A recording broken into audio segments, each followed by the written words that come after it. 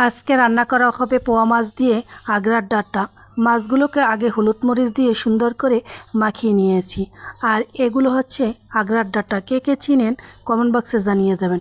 এই আগড়ার ডাঁটাটা বরিশালের সবাই না খেলেও চিনে মোটামুটি সবাই। এখানে আমার মশলাটা কষানো হয়ে গিয়েছে।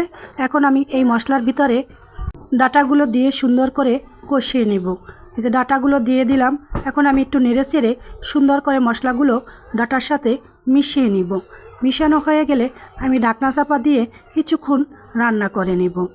তারপরে আমি ঝোলের জন্য একটু পানি দিয়ে দিলাম।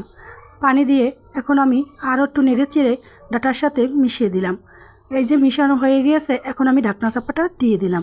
ঢাকনা চাপা দেওয়ার পরে কিছুক্ষণ পর ফিরে এসে এখন আমি মাছগুলো ডাঁটার উপরে দিয়ে দিলাম।